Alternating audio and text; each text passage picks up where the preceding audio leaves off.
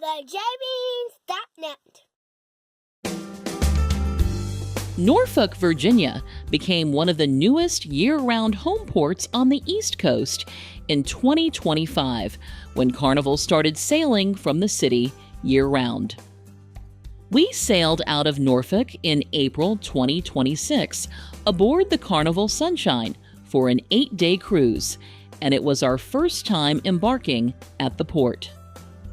In this video, we'll walk through our experience with embarkation and disembarkation at the Norfolk Cruise Terminal. We'll also cover 2 of the primary parking options that are available, since the choice between them can be a bit confusing. Just a quick note that if you enjoy this video, please give us a thumbs up or leave a comment. It really helps our channel. And consider subscribing so you get alerted when we add new videos. It's worth pointing out that the terminal's official name is quite long. To keep things easy, we'll just refer to it as the Norfolk Cruise Terminal throughout our video. There were 2 primary parking options for passengers embarking our cruise at the Norfolk Cruise Terminal. The first was the Cedar Grove lot, which was located on Monticello Avenue in Norfolk and was the official parking site for the port. The second was the ASPHALT lots, a privately owned parking facility located in nearby Chesapeake. The Cedar Grove lot cost $15 per day and was an open, uncovered lot. Reservations for the lot could be prepaid through their website, which we've linked in the description below. ASPHALT lots cost $85 for our 8-day cruise, which worked out to just over $10 per day. And despite the name, ASPHALT lots was actually a covered parking garage. Reservations could also be prepaid in advance through their website, which we've linked in the description below. Even though it was located farther from the terminal, we chose the ASPHALT lots parking because it was a bit cheaper than the Cedar Grove lot and because it offered covered parking in the garage. As we arrived at the ASPHALT lots parking garage, we followed the signs pointing us toward the back of the structure. A worker checked our reservation, then pointed us toward the luggage drop-off area on the ground level. After dropping off our luggage, we parked our vehicle on the second level, then joined the line back on the ground level to wait for a shuttle. During our wait, there were water, snacks, and restrooms available nearby.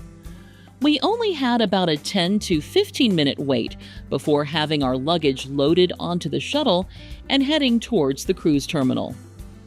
The drive to the terminal took about 20 minutes.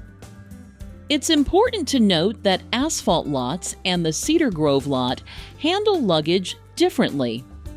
Since the Cedar Grove lot is the official parking site for the port, passengers check their luggage at the lot, and then it's transported all the way onto the ship.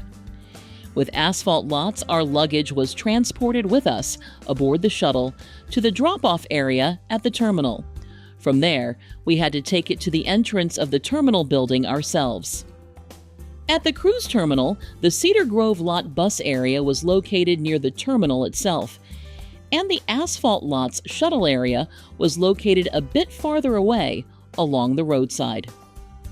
When we arrived at the terminal around 10 a.m. for embarkation, we noticed extremely long lines of passengers who had just disembarked the previous cruise. Since the waiting area for both parking lots had lines, we started to mentally prepare ourselves for our own disembarkation the following week. Once we were inside the terminal, the check-in process was fairly standard and straightforward. All of the staff we encountered were very friendly, and we found water stations, restrooms, and plenty of seating available while we waited. We boarded our ship about an hour after we first arrived at the terminal. As SAILAWAY started, we headed to the ship's bow so we could enjoy the many sights available as our ship sailed along the Elizabeth River, through Hampton Roads, toward the Chesapeake Bay, and beyond. We made a separate video of our SAILAWAY tour, which we've linked in the description below. 8 days later, we disembarked our cruise and were off the ship by 8:30 a.m. Despite using the cruise line's slower luggage assistance option, we were shocked to find there weren't any lines for both the Cedar Grove lot buses and the ASPHALT lots shuttles. Signage was posted throughout the transportation areas, but it's still extremely important to remember where you parked, Cedar Grove lot or ASPHALT lots, and to read the signage carefully.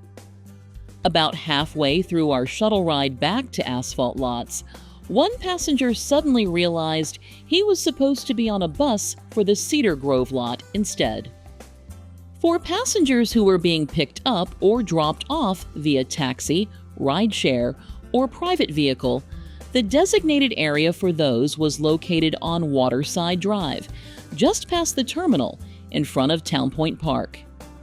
For more information about the Norfolk Cruise Terminal, including schedules, parking and transportation info, and more, check out the Cruise Norfolk section of the Visit Norfolk website, which we've linked in the description below.